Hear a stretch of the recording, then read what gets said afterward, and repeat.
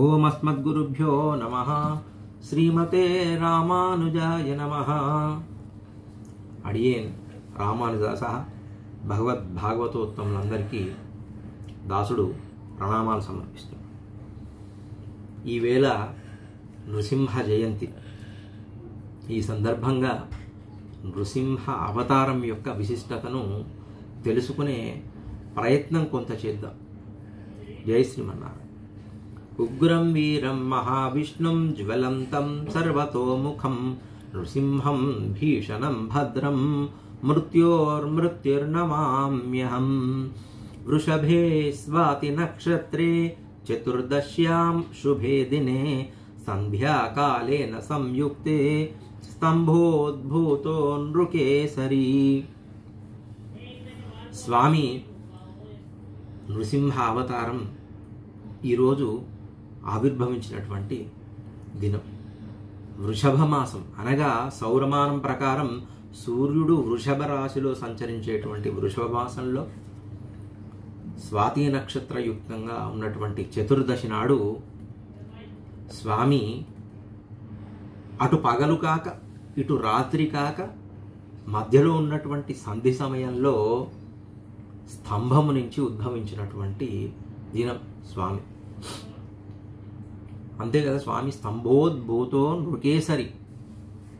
చూడండి, ఎవరైనా ఉద్భవం జరగాలంటే మనం ఇప్పటివరకు చూస్తుంటే ప్రాణం ఉన్న వస్తువుల నుంచి ఉద్భవం జరుగుతుంది. స్తంభం అంటే ప్రాణం ఉన్నదా లేనిదా? లేనిది కదా. కానీ దానిలో నుంచి స్వామి ఉద్భవించడం అంటే అది మనకైతే సాధ్యమవుతుందా?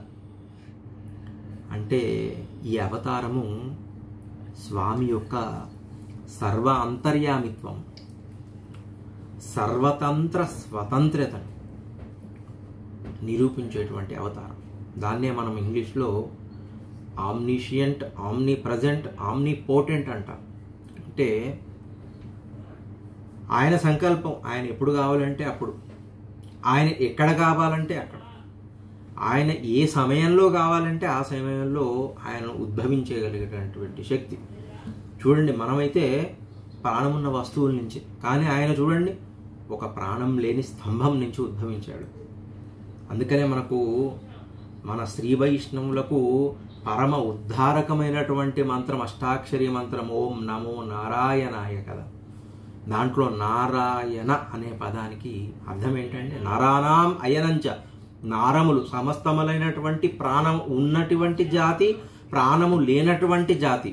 ఈ రెండు జాతులకు కూడా, ఈ రెండు జాతుల యందు తాను ఉండి తాను నియమించేటువంటి వాడు శ్రీమన్నారాయణుడు. అందుకనే మనకైతేనేమో ప్రాణమున్న మనుషుల నుంచే ఉద్భవం, ఆయనే ప్రాణం లేని వాటికి కూడా ఆయనే నియామకుడు కాబట్టి దాని నుంచి కూడా ఉద్భవించి ఆయన యొక్క సర్వ అంతర్యామిత్వమును చిత్ అచిత్, ప్రాణమున్న ప్రాణము లేని అన్నిటువంటి అన్నిట్లలో అంతర్యామిగా నేను ఉండి, అది ఎప్పుడయ్యా? ఎల్లప్పుడూ, ఇప్పుడు కాదు అప్పుడు కాదు, ఎవ్రీ టైం ఆమ్ని ప్రజెంట్, ఎల్లవేళలా ఏ కాలంలోనైనా ఉండగలిగేటువంటి స్వామి తన అంతర్యామిత్వాన్ని నిరూపించుకున్నాడు.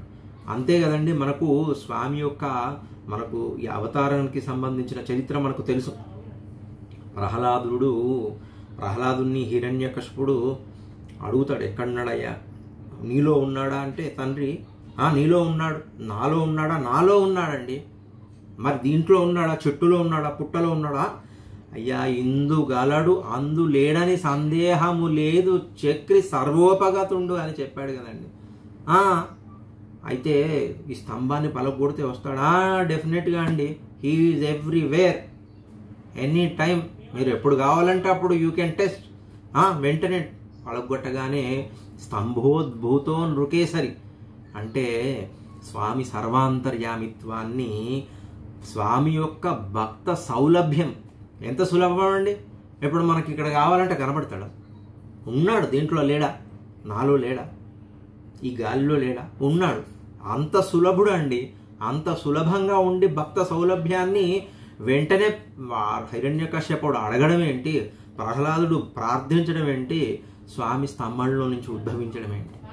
ఇవి కదా స్వామి యొక్క గుణములు, కళ్యాణ గుణములు, భక్త సౌలభ్యము, సర్వ అంతర్యామిత్వము, అంతటా అన్ని వేళలా వ్యాపించడం అనేటువంటిది గుణమే కదండి. భక్తులకు సులభంగా ఉండడం అనేటువంటిది గుణమే కదా.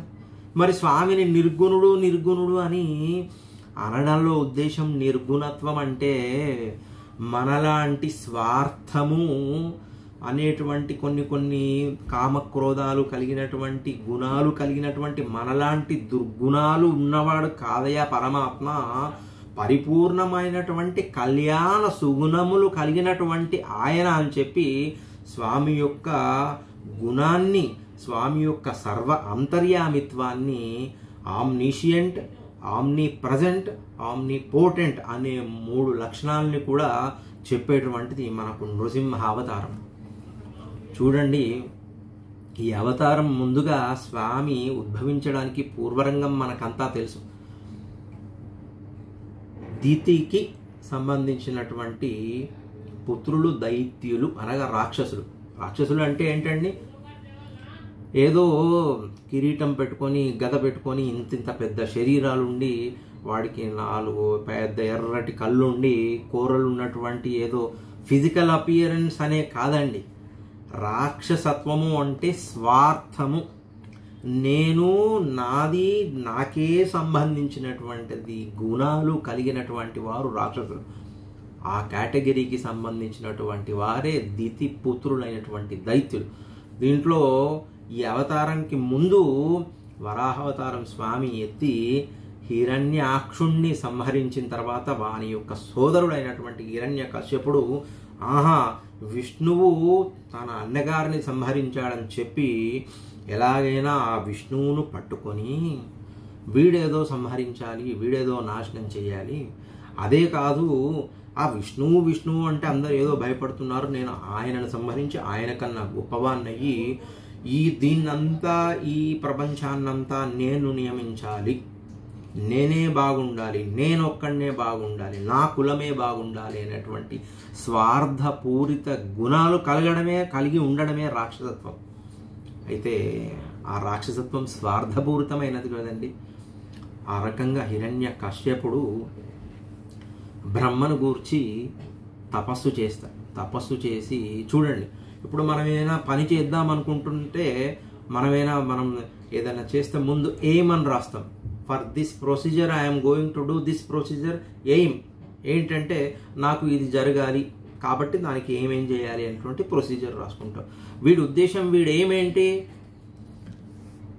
శ్రీమన్నారాయణుని నేను సంహరించాలి, నేనే సర్వతంత్ర స్వతంత్రుడు కావాలి.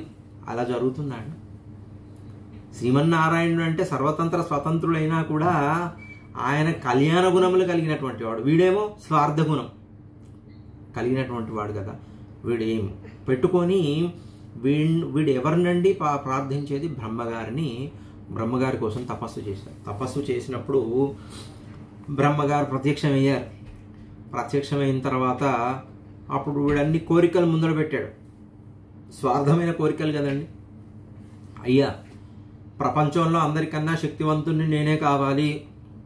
ఓకే, నాకు దేవతల వల్ల కానీ, గంధర్వుల వల్ల కానీ, మనుష్యుల వల్ల కానీ, ఏ బ్రహ్మగారి నీ యొక్క సృష్టిలోని ఏ ఒక్క దాని వల్ల, ఏది ప్రాణమున్నా ప్రాణము లేని ఏదైనా అంత నీ సృష్టిలో నుంచి ఎవరు వచ్చినా వారి నుండి నాకు ప్రాణభయం ఉండవద్దు. అయితే ముందుగా అన్నాడు, నేను చనిపోవద్దు, నేను అమరత్వం కావాలి అని చెప్పిన తర్వాత బ్రహ్మగారు కొంచెం ఇదేంటి వీడు ఎలా కోరుకుంటున్నాడంటే, మళ్ళీ ఇంత తపస్సు చేస్తే మళ్ళీ ఈయన మూడు ఎక్కడ మారుతుందో అని చెప్పి మెల్లమెల్లగా టర్మ్స్ అండ్ కండిషన్స్ రాస్తున్నాడు. నీ యొక్క సృష్టిలోని వాడి వల్ల ఎవరి వల్ల నాకు చావు ఉండవద్దు. సరే, ఓకే, గ్రాంటెడ్.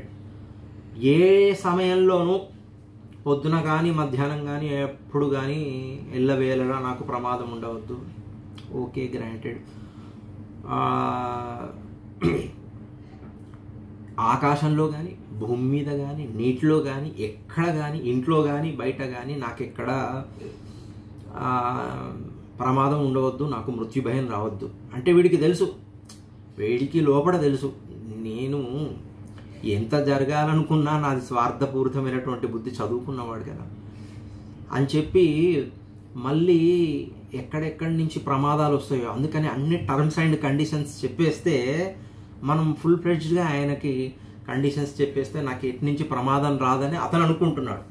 అనుకొని బ్రహ్మగారితో చెప్తే ఆ బ్రహ్మగారికి ఒక్కటి చెప్పగానే ఫస్ట్ వీడు కోరిక కోరగానే ఆయనకి భయమైంది. ఇదేంట్రా వీడు మరణం లేకుండా నన్ను వరం ఏమంటున్నాడు, చూస్తేనా నేనా ప్రకృతి మండలం వాడిని, నేను ఒకరు నియమిస్తే నియమింపబడ్డవాడిని, పూర్తి అధికారం నాదైతేనేమో నేనేమైనా వరం ఇవ్వచ్చు, నేనే ఆ శ్రీమన్నారాయణ చేతిలో పనిమట్టును కదా, మరి వీడు నన్ను అడుగుతున్నాడు ఏంటి అంటే కంగారు పడుతుండగానే వాడు వెంటనే ఆహా నీ సృష్టిలోని వారి వల్ల అనగానే బ్రహ్మగారు ఊపిరి పీల్చుకున్నాడు. అమ్మయ్య ఓకే ఐఎమ్ సేఫ్ సార్, నా సృష్టిలో వాళ్ళ వల్ల కదా, నాకన్నా పరమాత్మ పైన ఉన్నాడు కదా, ఓకే హీ విల్ సీ అని చెప్పి వీడన్ని వరాలు కోరుకున్నాడు. పాముల వల్ల కానీ నాకు ఏ రాక్షసుల వల్ల కానీ ఎక్కడ కానీ ఇంట్లో కానీ బయట కానీ నాకు మరణం ఉండవద్దు అని చెప్పిన తర్వాత సరే బ్రహ్మగారు లోపల నవ్వుకుంటూ యత్ భావం తత్ భవతి, ఓకే నాయన granted you can go now you can enjoy అని చెప్పిన తర్వాత బ్రహ్మగారికి తెలుసు. అందుకనే యద్భావం తద్భవతి. బాబు నీ భావం ఏంటయ్యా, నేను మంచి చేద్దామనుకుంటే పరమాత్మ దానికి ఏమన్నా అడ్డుపడతాడా, బ్రహ్మాండంగా సహకరిస్తాడు. కానీ వాడి ఉద్దేశం ఏంటండి, అందరినీ గ్రిప్లో పెట్టుకోవాలి, అష్టదిక్పాలకులని దిక్కులను అందరి దేవతల్ని అందరినీ గ్రిప్లో పెట్టుకొని మరణం లేకుండా ఎప్పుడు రాజ్యం వెళ్తూ ఉండాలని చెప్పేటువంటి స్వార్థం. మళ్ళీ అది కూడా తానన్నే దేవుడిగా ప్రకటించుకొని అందరూ ఆ హిరణ్యకశిపునే పూజించాలనేటువంటి స్వార్థపూరితమైనటువంటి బుద్ధి యత్ భావం. దానికి ఏం జరుగుతుందండి, స్వార్థానికి తద్భవతి, దానికి కావాల్సింది వినాశనమే ఎప్పుడైనా. అందుకనే నృసింహావతారంలో మనం చెప్పుకోవాల్సింది స్వామి యొక్క అవతారంలో ఉన్నటువంటి ఇన్నర్ స్పిరిచువల్ మీనింగ్ మనం తెలుసుకోవాల్సింది ఏంటంటే స్వార్థంగా ఎవడైతే కోరిక కోరుతాడో వాడికి అదే భావం, అంత అల్పమైనటువంటి ఫలితమే వస్తుంది అని చెప్పకనే ఈ నృసింహావతారం స్టార్టింగ్లోనే చెప్తుంది మనకు. చెప్పిన తర్వాత యత్ భావం తద్భవతి, మనం కూడా మనలో ఉన్నటువంటి ఆలోచనలు మంచిగా ఉంటే మనకు కావాల్సిన అవుట్పుట్ కూడా బాగా వస్తుంది. ఇదంతా మనం ఈ అవతారం యొక్క విశిష్టతలో తెలుసుకోవాలి, మనకు చివరిగా అర్థమవుతుంది. అయితే ఏం చేశాడండి హిరణ్యకశ్యపుడు, వీడికి ఉన్న మరి చాలా పండితుడు కదండి, పండితుడు అయినప్పుడు ఒకటి తెలుసుకోవాలి ఏంటండి, అతనికి ఒక శరీరం వచ్చింది, ఆఖరికి బ్రహ్మగారు కూడా ఒక ప్రకృతి మండలంలోని ఒక ప్రాణే కదా, శ్రీమన్నారాయణుడు సృష్టించినటువంటి ఒక ప్రాణి. ఈ చదువుకున్న పండితుడైనటువంటి హిరణ్య కశ్యపుడికి ఈ శరీరమే సర్వస్వం, ఇది ఎప్పటికీ ఉంటుంది, ఆత్మ అనే భావన లేదు, ఈ శరీరం ఎప్పటికీ ఉంటుంది, హాయిగా దీనికి భోగభాగ్యాలను అనుభవింపజేయాలి, దీన్నే దేవుడిగా ప్రకటింపచేయాలన్నటువంటి అల్పమైనటువంటి బుద్ధి కలిగింది. అక్కడే అర్థమైపోయింది, వీడు ఈ శరీర పోషణ, వీడి యొక్క ఈ శరీరం ఇట్నే నిలిచి ఉండాలి అంటే అప్పటికి పరమాత్మకు అర్థమైపోయింది. ఓకే వీడు పాపం ఇమ్మెచ్యూరిటీ అజ్ఞానం వల్ల ఈ కోరిక కోరాడు. సరే కోరిక కోరాడు, చూశాడు పరమాత్మ కూడా శ్రీమన్నారాయణుడు హీఈస్ బీయింగ్ కీన్లీ అబ్జర్వింగ్. వీడేం చేస్తాడు, మీరు వరాన్ని పొందాడు కదా సద్వినియోగం చేస్తాడా అంటే లేదు, అందరినీ గ్రిప్లో తెచ్చుకున్నాడు, నన్నే దేవుడిగా అని చెప్పి ప్రకటించుకున్నాడు. అప్పుడు వెంటనే పరమాత్మ ఏం చేయాలండి, ఆయన అంత సర్వశక్తిమంతుడు కదండి, వెంటనే వీడిని తీసి ఆల్ట్ కంట్రోల్ డిలీట్ అని చెప్పి వీడిని తీసేయాలి కదా. కానీ పరమాత్మ వెంటనే అది చేయడం ఆయన యొక్క ఉద్దేశం కాదండి. అందరూ అనుకుంటారు నరసింహావతారంలో ఆవేశం ఉందని, ఆవేశమే కాదయ్యా. చూడండి పరమాత్మ వాడికి చాలా అవకాశాలు ఇస్తున్నాడు, వాడు ఎక్కడైనా మారుతాడేమో, వాడి బుద్ధి మారుతుందేమో అని చెప్పి చాలా ఓపికగా చూశాడు. వాడు మారట్లేదు, అన్నీ సెల్ఫిష్ డెసిషన్స్, స్వార్థపూరితమైనటువంటి బుద్ధులు.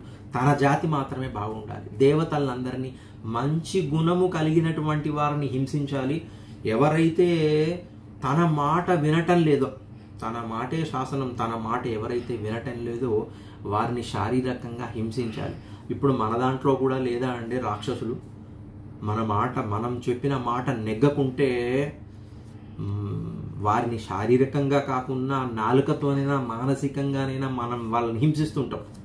నేను చెప్పిన జరగలేదు, నేను అనుకున్నట్టు జరగలేదని హింసిస్తుంటాం. అదంతా రాక్షస ప్రవృత్తి. అటువంటి రాక్షస ప్రవృత్తి ఉన్నవారిని పరమాత్మ ఛాన్సెస్ ఇస్తాడు. నువ్వు ఛాన్సెస్ ఇచ్చాను, నువ్వు మారమని చెప్పి ప్రహ్లాదుడు ఈ హిరణ్యకశ్యపుడికి కూడా ఎంత మంచి అవకాశం ఇచ్చాడంటే, వీడి యొక్క భార్య గర్భంలో, లీలావతి గర్భంలో ప్రహ్లాదుడు అనేటువంటి ఒక బాలుణ్ణి ప్రవేశపెట్టి ఆయన కడుపులో ఉన్నట్టు గర్భంలో ఉన్నప్పుడే నారదుల వారి ద్వారా ఆయనకి మొత్తం ఉపదేశం చేయించాడు స్వామి. చేసిన తర్వాత ఈ స్వార్థ బుద్ధి కలిగినటువంటి హిరణ్య కశ్యపుడికి ఏమైనా కనువిప్పు కలుగుతుందో అని చెప్పి ఆయన పుట్టినటువంటి ప్రహ్లాదుడు చూడండి, తండ్రి ఎంత స్వార్థపరుడు, ప్లస్ ఎంత చూడండి ఈ శరీరమే నాది అనుకొని పొంగిపోయేటువంటి అల్ప జ్ఞానం కలిగినటువంటి వాడు. మరి ప్రహ్లాదుడు చూడండి, ఆయన పుట్టిన వెంటనే అష్టాక్షరి మంత్రం చెప్ప ఏం లేదండి. ఎంతసేపు ఆత్మజ్ఞానం. అయ్యా, ఈ ఆత్మ పరమాత్మకు సంబంధించింది, మనమంతా నిమిత్త మాత్రము. ఎంతసేపు ఓం నమో నారాయణాయ, నారాయణ మంత్రం, శ్రీమన్నారాయణ భజనం. మనం భక్త ప్రహ్లాదులు చూసాం కదండి, ఎంతసేపు ప్రహ్లాదుడికి highly matured. I belong to అహం బ్రహ్మాస్మి అంటే హిరణ్యకశ్యపునికి ఉన్న నాలెడ్జ్ ఏంటంటే అహం బ్రహ్మాస్మి అంటే నేనే దేవుణ్ణి కాబోలేనటువంటి మిథ్యా జ్ఞానం అతనిది. అతని కడుపులో పుట్టినటువంటి ప్రహ్లాదునికి ఏమో అహం బ్రహ్మాస్మి అంటే I belong to the supreme lord Srimannarayana, we all belongs to him అని చెప్పి మనం అందరం ఆ పరమాత్మకు చెందినమని చెప్పి ప్రహ్లాదుడు ఎన్నోసార్లు ఆ తండ్రికి కూడా చెప్పాడు. నాన్న, ఇది నువ్వు అనుకుంటున్నావు కానీ మనల్ని నియమించేవాది ఇదంతా అశాశ్వతమైనటువంటిది అని ఎన్నిసార్లు చెప్పినా, ఇదంతా నారాయణ తత్వము అని చెప్పినా అతనికి అర్థం కాలేదు. చూశాడు ఆ పరమాత్మ ఎంత ఇతని మీద, హిరణ్యకశ్యపుని మీద ఆయనకేమైనా కోపమా అండి? అంతా ఆయన సంతానమే కదా. దైత్యులు రాక్షసులు అంటే శ్రీమన్నారాయణుడికి, విష్ణుమూర్తికి కోపం అనుకుంటారు చాలామంది. కోపం కాదండి ఆయనకు. పాపం ఒక తల్లికి చాలా మంచిగా ఉన్న సంతానం మీద పెద్దగా బాధ ఉండదండి. వాడు ఎలాగో వాడికి సామర్థ్యం ఉంది, వాడు సరిదిద్దుకుంటాడులే అని చెప్పి. కానీ కాస్త తక్కువ తెలివి ఉన్నవాడి మీదనే స్వామికి ఎక్కువ బాధ. అయ్యో, వీడికి ఇది శరీరమే నేను అనేటువంటి మిథ్యా జ్ఞానం, ఈ శరీరమే నాదని అనుకుంటున్నాడే అని చెప్పి ఆయన మీద బెంగతోని వీడిని వెంటనే శిక్షించకుండా వాడికి ఒక పుత్రుణ్ణి కలిగింపజేసి కనువిప్పజేయడానికి ఎన్ని చేసినా పాపం ఆ నారాయణ అన్నప్పుడల్లా ఆయన్ని, ఆ ప్రహ్లాదుని వీడు ఈ హిరణ్యకశ్యపుడు పాములతోని చంపించడం, విషం ఇవ్వడము, ఏనుగులతో తొక్కివ్వడము, ఇంత చేసినా కూడా ప్రహ్లాదుని జ్ఞానం చూడండి. అంత ఇమ్మెచ్యూర్డ్ అయినటువంటి హిరణ్యకశ్యపుని భార్య గర్భంలో ఇంత మెచ్యూరిటీ కలిగినటువంటి ప్రహ్లాదుడు చూడండి, ఆయనను పర్వతం పై నుంచి కిందికి తోసేస్తున్నప్పుడు లేదా ఏనుగులతో తొక్కిస్తున్నప్పుడు ఆయన శ్రీహరి అంటుంటే ఈయన బాధతోనే అనుకుంటున్నారు అందరు. కాదు, లోపల ఉన్న పరమాత్మకు తెలుసు. ఆయన ప్రహ్లాదుడట, అయ్యో నాలో ఇది చూడు, నా స్థూల శరీరము పాంచభౌతికమైనటువంటిది, దీంట్లో ఆ ఆత్మ లోపల పరమాత్మ ఉన్నాడే, అంత పైనుంచి దూకితే నాలో ఉన్నటువంటి పరమాత్మకు ఎంత కష్టమో కదా అని చెప్పి ప్రహ్లాదుని యొక్క మెచ్యూరిటీ అండి. అంత మెచ్యూరిటీ కలిగినటువంటి వానితోని ఈ హిరణ్యకశ్యపుడికి ఏమన్నా మారుతాడేమో అని పరమాత్మ చాలా ఛాన్సెస్ ఇచ్చాడు. But he never changed from he selfishness. అంతే, రాక్షసత్వం అంటేనే సెల్ఫిష్నెస్. అప్పుడు పరమాత్మ ఇక వీన్ని ఉపేక్షించే లాభం లేదు అని చెప్పి స్వామి అప్పుడు వాడు చెప్పాడు కదా, నాకు నరుల వల్ల కాదు అంటే. ఆయన ఏమనుకుంటున్నాడంటే, సరే బ్రహ్మగారి సృష్టి అంటే వీడంతా స్వామి యొక్క శ్లోకంలో ఉగ్రం వీరం మహావిష్ణుం జ్వలంతం సర్వతోముఖం, సర్వతోముఖము అంటే అన్నిటినీ అన్ని యాంగిల్స్లో చూడగలిగినటువంటి వాడు. ఈ హిరణ్యకశ్యపుడు చూడండి, స్వార్థ బుద్ధితోని కొంతవరకు, కొంత డైమెన్షన్ ఓన్లీ, కొంత పరిధి వరకే ఆయన ఆలోచించి బ్రహ్మగారి సృష్టిలోని మనుషుల వల్ల కానీ, జంతువుల వల్ల కానీ, అస్త్రాల వల్ల కానీ, శస్త్రాల వల్ల కానీ, ఇంట కానీ బయట కానీ అని కొంత పరిధి చెప్పాడు. కానీ ఇంతకన్నా తెలివైనటువంటి అన్ని రకాలుగా అన్ని డైమెన్షన్స్గా ఈయన కన్నా ఎన్నో రెట్లు కదా, పరమాత్మ కదా మనల్ని సృష్టించింది, ఆయన సర్వతోముఖం ఎన్నో రకాలుగా ఆలోచించి ఏ అవతారం అండి, నర మృగ రూపం అండి, నరసింహావతారం. అప్పుడు మన కథ అసలు మొదలవుతుంది. పిలిచి ఏమరా ఎప్పుడు శ్రీహరి శ్రీహరి అంటున్నావు, ఎక్కడ ఉన్నాడా అంటే మనం ముందే చెప్పుకున్నాం, ఇందుగారుడు అందులేడని సందేహం లేదన్నట్టు ఈ స్తంభం నుంచి వెంటనే నర మృగ రూపం ధరించి చూడండి. నరసింహావతారం యొక్క విశిష్టతను మనం చాలా జాగ్రత్తగా అబ్జర్వ్ చేద్దాము. దీంట్లో 2 తత్వాలు ఉన్నాయండి.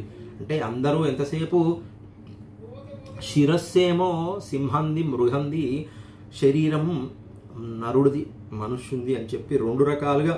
ఎందుకంటే హిరణ్యకశ్యపుడు అడిగాడు కదా, నరుడు చంపొద్దు, జంతువులు చంపొద్దు అంటే 2 కలిసినటువంటి అప్పటి వరకు అసలు ప్రపంచంలో లేదు.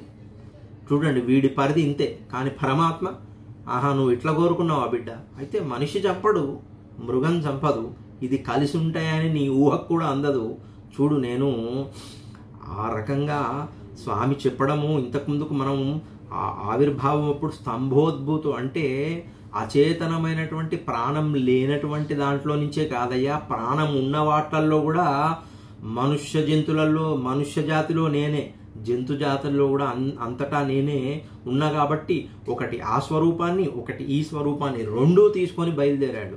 దాంట్లో కూడా చూడండి మృగరూపం, మృగము తల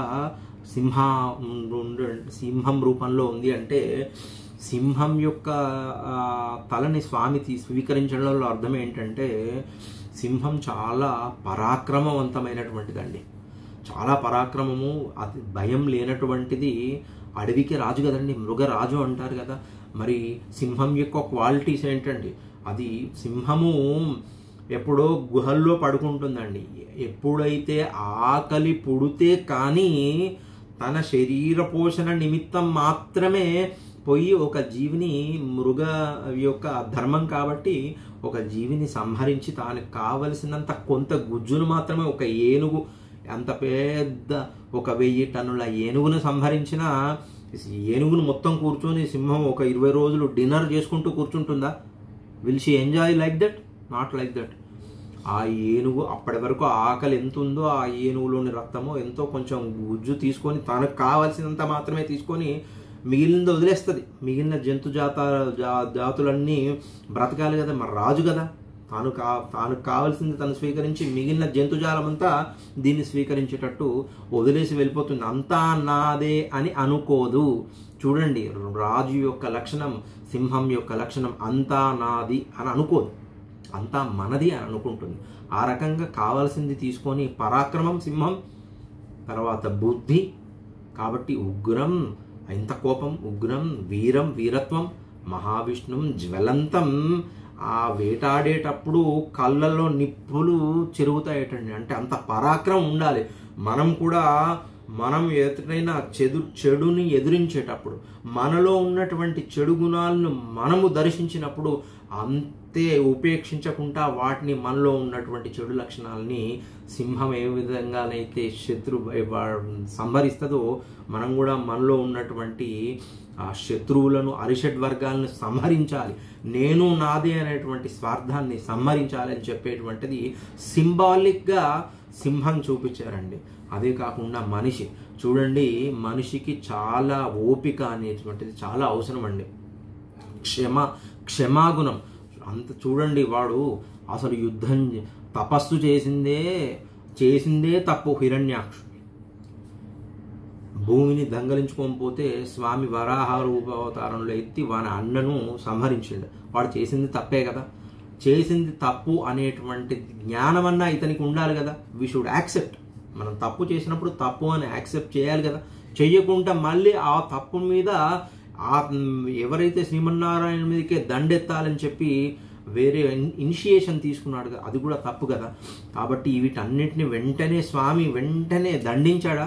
క్షమాగుణంతో చూద్దాం, వీడికి ఒక ఛాన్స్ ఇద్దామని చెప్పి వీడి కడుపులో ఒక మంచివాడు పుట్టేటట్టు చేసి వాడికి బుద్ధి చెప్పే ప్రయత్నం చేశాడు. మనిషికి కూడా క్షమాగుణము అనేటువంటిది ఖచ్చితంగా ఉండాలి. అందుకనే స్వామి ఈ నృసింహావతారంలో ఎంత పరాక్రమవంతుడో అంత క్షమాగుణం కలిగినటువంటి వాడు. అందుకే నర మృగ రూపము అని చెప్పి స్వామి సింబాలిక్గా నర లక్షణము ఇటు మృగ లక్షణము రెండింటితో వచ్చిన తర్వాత వాడిని ఏ ఆయుధము సంహరించొద్దంటే స్వామి గోర్లు, ఆ గోర్లు ప్రాణం ఉన్నాయా అంటే ప్రాణం లేదు, వాటికి ఏం స్పర్శ లేదు. మరి ప్రాణం లేనివా అంటే అవి పెరుగుతున్నాయి, ప్రాణం ఉన్న జీవికి పెరుగుతున్నాయి. కాబట్టి ప్రాణం ఉన్నాయా లేనా తెలియనటువంటి గోర్లతోని వాడిని ఎటువంటిదండి, వాడు కాలస్వరూపం. అందుకే స్వామిని కాలస్వరూపునిగా చెప్తారు.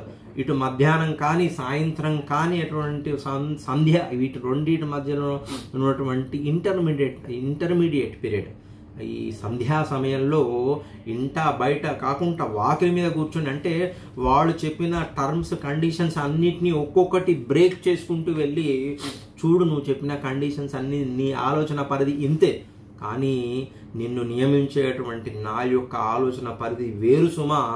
కాబట్టి మనందరికీ కూడా ఒక మెసేజ్ ఇస్తున్నాడు. నన్ను ఎవరైతే పరమాత్మను ఆశ్రయిస్తే ఆయననే మనల్ని అన్ని రకాలుగా ఆదుకుంటాడు. అప్పుడు కడప మీద ఇంట బయట కాకుండా కడప మీద కూర్చొని గోర్లతోని వాడి పొట్టను చీల్చి అప్పటికి కూడా వీడి ఇంటర్నల్గా ఉన్నటువంటి గుండెలో ఏమైనా మార్పు ఉందా, ఇప్పటికైనా ఇంత చేసినా వాడికి ఇప్పుడు వాడు ఎక్కడా లేడు అని అనుకున్నాడు. కానీ స్తంభంలో నుంచి, ప్రాణం లేని స్తంభం నుంచి కూడా నేను ఉద్భవించిన తర్వాతనైనా వీడు లాస్ట్ మినిట్లోనైనా వీడేమన్నా మారుతాడా, వీడిని ఇంకా రక్షిద్దామని చెప్పి పరమాత్మ ఎంత క్షమాగుణమో చూడండి. ఎంతసేపు మనకు నృసింహావతారంలో స్వామి యొక్క క్రూరత్వము, వీరత్వము, కోపం కనబడుతుంది, ఉగ్రత్వం, కానీ అక్కడ కూడా స్వామి క్షమాగుణంతో వీడెక్కడైనా డిడ్ హీ చేంజ్ ఇన్నర్లీ అని చెప్పి వాడిని గుండెని చూస్తున్నాడు. వాడు అప్పటికీ కూడా స్టిల్ నేనే పోరాడుతున్నా, నేనే అనేటువంటి అహంకారం, ఈ శరీరమే నాదైనటువంటి ఆ జ్ఞానంలో ఉన్నాడు. కాబట్టి అప్పుడు స్వామి వాడిని సంహరించాడు. చూడండి, హిరణ్య కశ్యపుడు ఎవరిని ఆశ్రయించాడండి? బ్రహ్మగారిని ఆశ్రయించాడు. మరి ప్రహ్లాదులో శ్రీమన్నారాయణని ఆశ్రయించాడు. చూడండి, అందుకని నృసింహావతారం కూడా ఎవరిని మనం ఆశ్రయించాలో, మనుష్య వర్గం అంతా అంటే ప్రాణమున్న కోటి అంతా ఎవరిని ఆశ్రయించాలో చెబుతుంది. స్వామి యొక్క నియామకంలో ఉన్నటువంటి బ్రహ్మగారిని, ఆయన కన్నా తక్కువనే కదండి, స్వామి యొక్క నియామకంలో ఉన్నటువంటి బ్రహ్మగారిని ఆశ్రయించినటువంటి వాడి యొక్క గతి ఏంటి? అదే స్వామిని డైరెక్ట్గా శ్రీమన్నారాయణాయ శరణం ప్రపద్యే అనేటువంటి ఆ స్వామిని ఆశ్రయించినటువంటి ప్రహ్లాదుని యొక్క సద్గతి చూడండి మనం. కాబట్టి మనం ఎవరిని ఆశ్రయించాలండి? అందరినీ నియమించేటువంటి శ్రీమన్నారాయణుని తప్ప మనం ఎవరిని ఆశ్రయించడానికి వీలు లేదు. ఈ విషయం మనమా అత్యల్ప జ్ఞానం కలిగినటువంటి నాలాంటి నీచుడు చెప్పడం కాదయా. సాక్షాత్తు శంకర భగవత్పాదులు లక్ష్మీ నృసింహ మమదేహి కరావలంబం అని చెప్పి కరావలంబ స్తోత్రంలో ఒకనాడు శంకర భగవత్పాదులు శరీరానికి ఆ స్వామివారి ఆ శంకర భగవత్పాదుల యొక్క ఇంకా అవతారం ఇంకా ఉండి మన యొక్క భూలోకానికి ఇంకా ఉపకారం ఇంకా చేయవలసి ఉంది. కాబట్టి అప్పుడు శంకర భగవత్పాదులు అప్పుడు స్వామివారికి పూర్తిగా సరెండర్ అయ్యి అక్కడ స్వామివారి యొక్క శరీరం దహింపబడుతుంటే స్వామి ఒకటే, ఎవరిని ఆశ్రయించలేదు ఆ టైంలో. లక్ష్మీ నృసింహ మమదేహి కరావలంబం అంటే సాక్షాత్తు లక్ష్మీ నృసింహస్వామి శంకర భగవత్పాదవులను కాపాడి ఈనాటికి మనం వేద భూమిగా మనం ఈ భూమండలం అంతా సనాతన ధర్మం ఆచరిస్తున్నామంటే అది శంకర భగవత్పాదులు మనకి ఇచ్చినటువంటి భిక్ష. కాబట్టి అటువంటి శంకర భగవత్పాదులే సాక్షాత్తు లక్ష్మీ నృసింహ మమదేహి కరావలం శ్రీమన్నారాయణాయ శరణం ప్రపద్య అని ఆచరించి చూపించారు. కాబట్టి మనందరము లక్ష్మీ నృసింహస్వామి వారి యొక్క స్వామిని ఆశ్రయిస్తే చూశాడు ఆయన యొక్క క్షమాగుణము, కళ్యాణ గుణము మనం చూసి నేర్చుకోవాల్సింది ఏంటంటే మనము ఏదన్నా మనం డెసిషన్ తీసుకుంటే దాన్ని ఖచ్చితంగా శ్రద్ధతోని అంతే పట్టుదలతోని చేయడము ఒకటి, దాంట్లో సాధ్యాసాధ్యాలను గమనించడము, ఆ మనిషిలో ఉన్నటువంటి క్షమాగుణం, ఓపిక, ఇవన్నీ సింబాలిక్గా నర మృగ రూపం, ఇవన్నిటినీ మనము ఆ అవతారంలో ఉన్నటువంటి విశిష్ట లక్షణాలను తీసుకోవాలి. ఎంతసేపు పోయి స్వామివారి దగ్గరికి పోయి బిజినెస్ చేయడం కాదు, నీకు 100 కొబ్బరికాయలు కొడతాను, నాకు ఈ కోరిక నెరవేరుస్తే అని చెప్పడం కాదయ్యా. Symbolic, what is the symbolic representation of Narasimha అవతార అని చెప్పి మనం స్వామివారి యొక్క విశిష్టతను తెలుసుకొని మనం ఎప్పుడు శ్రీమత్పయో నిధినికేతన చక్రపాణి భోగీంద్ర భోగమనిరంజిత పుణ్యమూర్తే యోగీశ శాశ్వత శరణ్య మహాద్ లక్ష్మీ నృసింహ మమ దేహి కరావలంబం.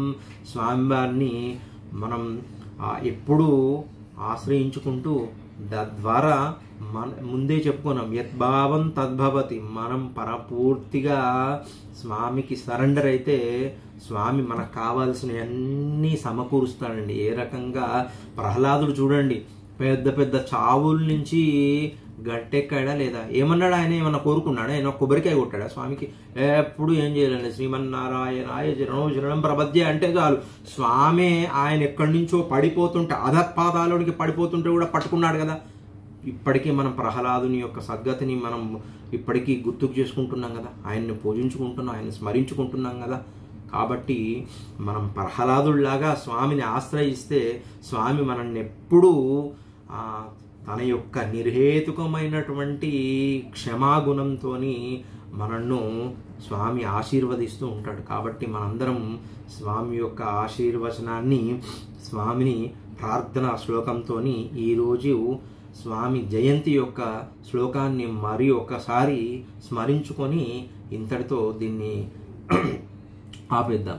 వృషభే స్వాతి నక్షత్రే చతుర్దశ్యాం శుభే దినే సంధ్యాకాలేన సంయుక్తే స్తంభోద్భూతో నృకేసరి ఉగ్రం వీరం మహావిష్ణుం జ్వలంతం సర్వతోముఖం నృసింహం భీషణం భద్రం మృత్యోర్మృత్యుర్నమామ్యహం. జయ శ్రీమన్నారాయణ.